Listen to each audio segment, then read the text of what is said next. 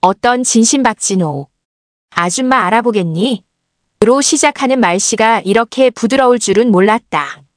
지우 엄마의 인상은 교장실에 들어서기 전까지 내가 상상했던 것과는 너무 달랐다.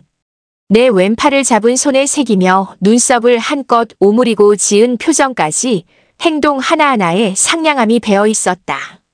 그렇다고 저 질문에서 느껴지는 이질감이 가시는 건 아니었다. 우린 오늘 처음 본 사이였으니까. 지우는 나를 집에 데려간 적도 지우 엄마가 나를 찾아온 적도 없었다. 지우와 연락이 끊긴 게 벌써 5년 전이었다. 맥락 없는 이 친근함이 영 어색했고 나도 모르게 몸을 뒤로 빼고 말았다. 갑작스러워서 석현이가 놀랐나 봅니다. 지우는 기억나지? 초등학교 때 둘이 그렇게 붙어 다녔다면서? 내가 아무 말도 못하고 서 있자 교장이 대신 입을 열었다. 교장실은 모두가 만족스러운 결과를 이끌어낸 협상 테이블 같은 분위기였다. 커다란 원목 탁자를 중심으로 나와 가까운 쪽에는 지우 엄마가, 맞은편에는 교장과 담임이 앉아 있었다. 담임은 언제라도 맞장구 칠 준비가 됐다는 듯이 지우 엄마와 교장을 번갈아 살폈다. 나는 자꾸만 지우 엄마의 등 뒤에 놓인 종이 쇼핑백 2개에 눈이 갔다. 겉면에는 알파벳 2개를 엇갈려 포켓 모양의 명품 브랜드 로고가 박혀 있었다. 아줌마가 예전 동네에 있는 고등학교만 찾아다니느라 좀 늦었어. 내가 여기 다니는 줄 진작 알았으면 올봄에라도 왔을 텐데 지우가 널 많이 보고 싶어 해. 지우 엄마는 지우의 전학이 이미 결정된 것처럼 말했다. 나는 계속 가만히 있을 수밖에 없었다. 이 학교로 오게 된 과정을 설명하려면 엄마 아빠의 이혼 이야기부터 해야 했는데 그런 구구절절한 사연은 여기서 꺼내고 싶지 않았다. 그게 다 무슨 소용인가 싶기도 했지만 내 경계심을 슬며시 파고든 지우 엄마의 다정한 말투도 한몫했다. 여긴 내가 기대했던 것과는 달리 부탁과 거절이 오가는 자리가 아니었다. 이래서는 어제 담임과 만나 미리 입을 맞춰놓은 게 의미가 없었다. 담임이 상담실로 날 부른 건 어제가 2번째였다. 이번엔 시험 문제라도 알려주려는 걸까 내심 기대하며 상담실 문을 열었다. 그래서 담임이 꺼낸 지우의 이름을 내가 알고 있는 지우의 얼굴과 연결시키는 데까지 시간이 조금 걸렸다. 전학 오면 우리 반에 배정받길 원한다는데 지우가 자폐증이 있는 건 알고 있지. 담임은 내가 지우의 상태를 알고 있는지부터 살폈다. 모를 수가 없었다. 지우와는 초등학교 3학년부터 5학년까지 거의 3년을 같은 반에서 붙어 지냈으니까. 이사회랑 교장 선생님까지는 이야기가 다 된 것 같아. 그래도 당사자인 내 의견이 가장 중요하지 않을까? 꼭 나를 생각해서 한 말은 아니었을 거다. 일반 고등학교에서 자폐 학생을 담임으로 맡는다는 건 여간 부담스러운 일이 아닐 테니까. 그건 내게도 마찬가지였다. 어릴 적 조금 별난 사이였던 건 맞지만 서로 없으면 안 될 것처럼 굴다가도 다른 반이 되면 금방 서먹해지는 게 초등학생들의 우정이었으니까. 5년 사이 내 머리도 너무 커진 데다 무엇보다 내게는 지우를 환대해야 할 마음의 부채가 없었다.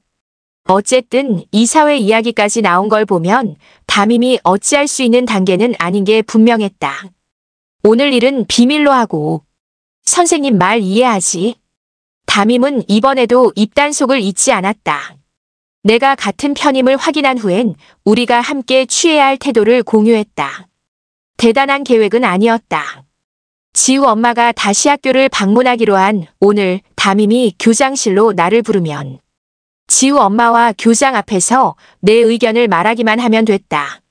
상황과 분위기는 담임이 만들어주기로 했다. 그러니 이제 담임이 나서줄 타이밍이었다. 내년 2학년부터는 선택 과목 따라서 각자 이동 수업을 하게 될 테니 사실 반이라는 게 큰 의미가 없어지거든요. 미리 적응도 할 겸 지금부터 다른 반에 가는 것도 고려해 보시죠. 이 문제는 석현이 생각이 가장 중요하기도 하고요. 담임이 말을 꺼내자 교장이 못마땅해하며 눈을 크게 떴다. 그래도 효과는 있었다.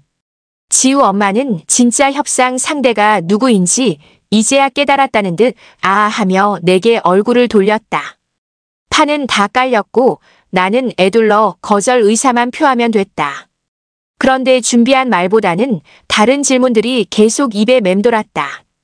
지우는 왜 그렇게 갑자기 떠났던 건지, 가기 전에 내게 연락 한번 할 생각은 못했던 건지, 시나리오에 없는 질문들이 뒤죽박죽 섞여 입이 잘 떨어지지 않았다.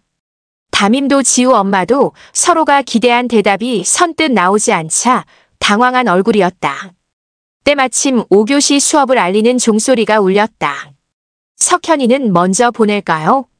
아줌마가 다음 주에 다시 서울에 올라올 수 있을 것 같은데 그날 선생님들 모시고 천천히 이야기해보는 건 어때? 그렇게 하시죠. 석현이 이야기는 나중에 더 자세히 들어보도록 하고요. 교장은 내게 가보라는 손짓을 하고 다시 지우 엄마를 향해 몸을 틀었다. 3명이 앉은 자리엔 내가 낄 틈이 보이지 않았다. 교장실을 나와 문 옆에 기대 앉았다. 담임이 상황을 어떻게 수습할지도 궁금했지만 나를 빼고 하려는 말이 뭔지도 알고 싶었다. 조금 열어둔 문틈 사이로 교장과 지우 엄마의 웃음소리가 차례로 들렸다. 지우가 자폐성 장애 2급이긴 해도 병원에선 3급에 준하는 수준이라고도 하더라고요. 수업 시간에도 차분한 편이니 옆에 석현이만 있으면 걱정하시는 것만큼 도움이 많이 필요하진 않을 거예요. 말을 마친 지우 엄마가 등 뒤에 뒀던 쇼핑백을 꺼내는 소리가 들렸다. 이러지 않으셔도 되는데 교장이 이어 말했다. 작은 성의 표시니까 부담 갖지 마세요. 안 그래도 이사장님이 발전기금에 대해선 정말 감사하게 생각하고 계십니다. 곧 지우가 다닐 학교인데 제가 더 감사하죠. 지우 엄마와 교장은 서로 짜맞춘 대본을 읽는 것처럼 두어 차례 더 말을 주고받았다. 복도 끝에서 누군가 걸어오는 소리가 들렸다. 서둘러 일어나 교실 쪽으로 움직였다. 내 걸음소리만 복도에 울려 퍼졌다. 걱정하시는 것만큼 도움이 필요하진 않을 거예요. 지우 엄마의 말이 머리에 맴돌았다. 지우는 이제 필요하다는 말을 하지 않게 된 걸까? 지우와 처음 같은 반을 하게 된 건 초등학교 3학년 때였다. 선이었는지 호기심이었는지 모르겠다. 나는 옆자리에 앉은 지우의 알림장을 대신 써주곤 했는데 그러고 나면 시간이 부족해 내 것은 쓰지 못하는 날이 많았다. 사업일이 바빴던 아빠와 엄마는 내 부실한 알림장에 신경 쓸 여유가 없었다. 그래도 문제가 되진 않았다. 지우의 가방에는 언제나 준비물이 넉넉했고 나는 그걸 쓰면 됐으니까. 지우는 교실에서든 운동장에서든 멍하니 앉아 대부분의 시간을 보냈다. 지우는 목을 앞으로 쭉 빼고 긴장한 것처럼 턱을 당긴 자세로 걸어 다녔다. 여기에 키까지 무척 커서 애들 사이에 서 있으면 이쑤시개 통에 잘못 끼워진 빨대처럼 보였다. 가끔 돌발적으로 소리를 지르거나 팔을 휘저으며 눈길을 끌기도 했다. 짓궂은 애들이 지우의 행동을 따라하며 놀렸지만 큰 체격 탓에 주변만 맴돌다 도망가는 게 다였다. 학교 애들 모두 자폐라는 단어를 배우기도 전에 지우를 자연스럽게 받아들였다. 그 익숙한 만큼이나 지우도 주변 사람들에게 큰 관심을 보이지 않았다. 대신 친구들이 쓰고 온 우산 모양이나 화단에 앉은 참새수 같은 것들에 대해 질문을 던졌다.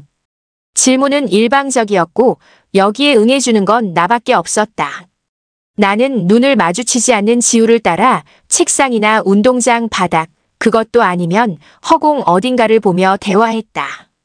이 지루한 문답을 계속할 수 있었던 건 언젠가 고전 영화 채널에서 봤던 영화 레인 맨 덕분이었다.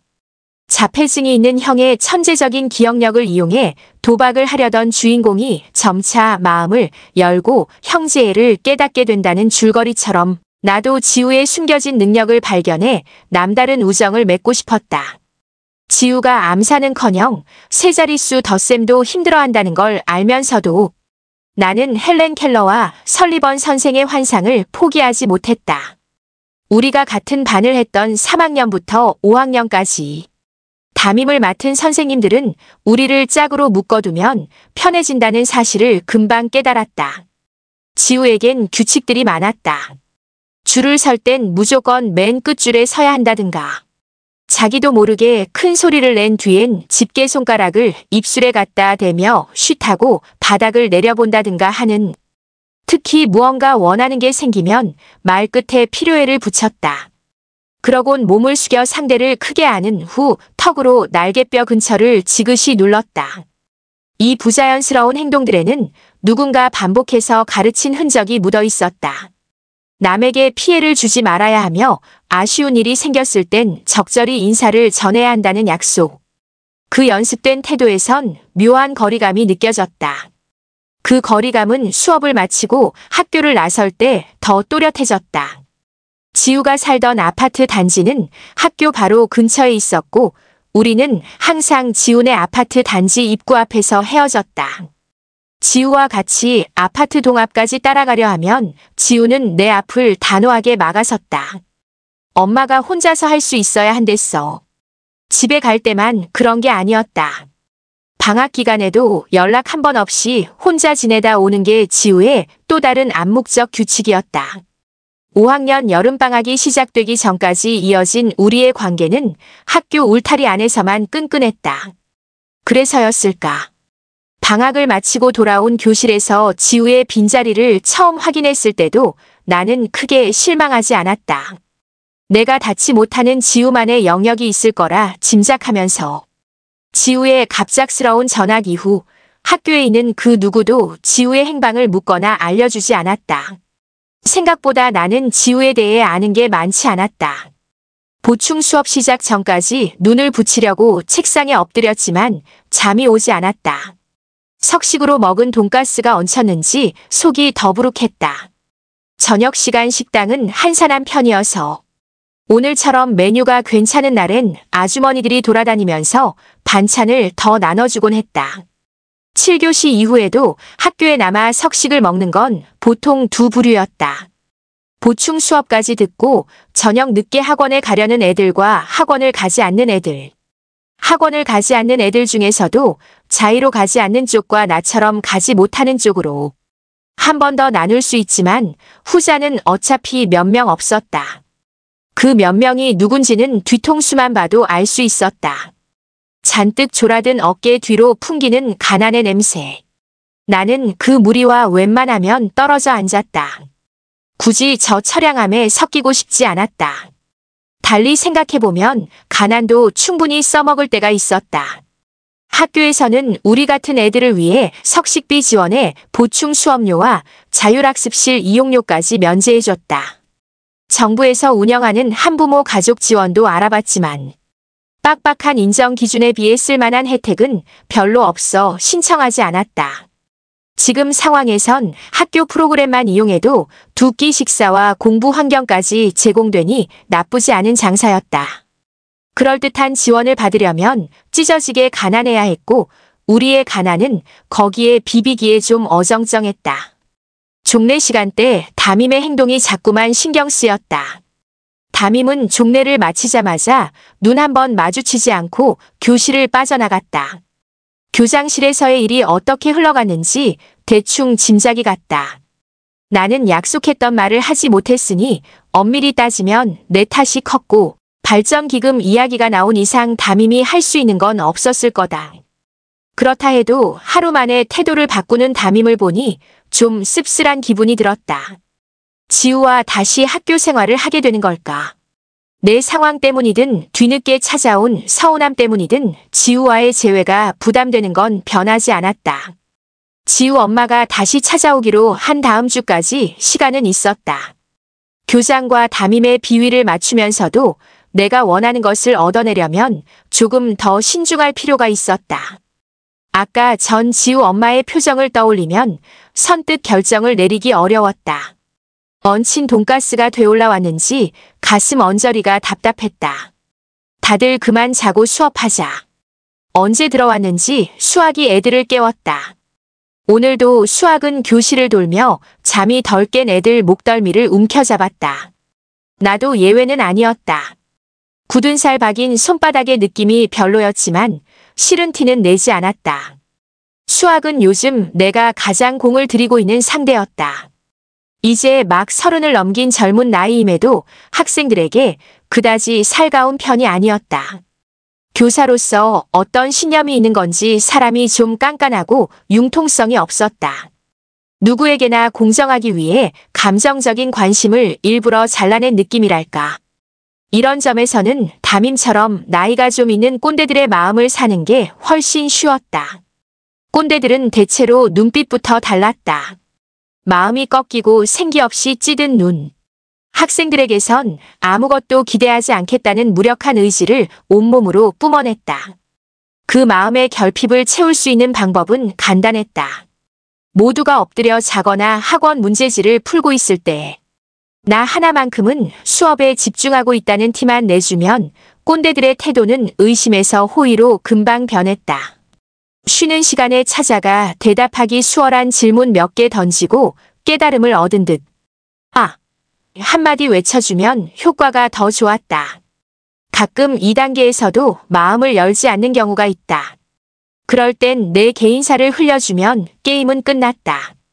불우한 이혼가정 환경과 모범생의 조합은 절대 실패하는 법이 없었다. 이건 서로 윈윈할 수 있는 거래였다. 꼰대들에겐 교사로서 잃어버렸던 자존감을 되찾아주고 나는 그 대가로 여러 종류의 호의를 얻었으니까. 지난 학기 내신 전교 4등은 내 힘만으로 이뤄낸 게 아니었다. 특히 담임의 역할이 컸다. 담임이 내 영어 서술형 답안지를 바꿔주지 않았다면 8점을 그냥 날릴 뻔했다.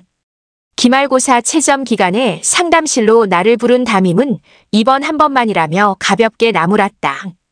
그리고 가방에서 내가 제출했던 서술형 답안지와 새로 준비한 답안지를 동시에 꺼내 들었다. 오늘 일은 비밀로 하고. 근엄한 체하는 목소리에 뿌듯함이 섞여 있었다. 담임만이 아니었다. 국어나 과학, 국사 같은 주요 과목들도 각자 저마다의 방식으로 나를 돕고 있었다. 우연히 지나가는 척 시험에 출제된 페이지를 슬쩍 넘겨주거나 출판사에서 받은 개정판 문제집을 선물하면서 나를 지지하고 있음을 서슴없이 드러냈다. 단 한 명, 수학만 빼고. 시험 한 달 남았다. 졸지 말고. 눈을 반짝여보기도 적절히 고개를 끄덕이거나 갸우뚱하면서 교감을 시도해보기도 했지만 수학은 내게 별다른 반응을 보이지 않았다. 나보다는 책상에 얼굴을 파묻은 애들에게 더 관심을 가졌다. 남은 방법은 하나였다. 하지만 내 개인사는 이미 선생님들 사이에서 공공연한 비밀인데다. 지금까지 파악한 수학의 성격이라면 큰 효과가 없을 것 같았다. 뭔가 더 구체적이고 극적인 게 필요했다. 아들을 위해 맨바닥에서 수소문하며 나를 찾아온 지우 엄마의 이야기처럼 감정. 깊숙한 곳을 건드릴 만한 사연 뭐 그런 것들. 아쉽게도 그런 감동을 자아내기에 우리 가족의 내막은 좀 이성적이고 메마른 편이었다. 내 중학교 첫 성적표를 보고 아빠가 했던 말이 있다. 점수가 소수점 둘째 자리까지 표기되는 거 보이지. 0.01점 차이로 등수가 떨어질 수 있다는 뜻이야. 지금이야 전교에 몇백 명 안 되지만 고등학교 가서 전국에 있는 학생들이랑 경쟁한다고 생각해봐. 1점만 떨어져도 내 앞에 100명이 넘게 있는 거야. 일러스트레이션 박초의 기자 CHOKYDONGA 감 일러스트레이션 박초의 기자 CHOKYDONGA 감 평균 92.42점이 높은 점수인지 낮은 점수인지는 아빠에게 중요하지 않았다. 다만 94점과 98점을 받은 음악과 미술에는 힘 쏟을 필요가 없음을 90점을 겨우 넘긴 수학에는 더 집중해야 함을 강조했다. 최선의 수를 계산하고 전략적으로 선택할 것. 이혼을 결정할 때도 마찬가지였다. 아빠와 엄마는 나를 앉혀두고 부끄러워하지 말라고 일렀다. 아빠의 표현을 빌리자면 전략적 이혼, 쉽게 말하면 위장 이혼이었다. 아빠의 사업이 어려워지기 시작한 건 내가 중학교에 입학하고 두 번째 해부터였다.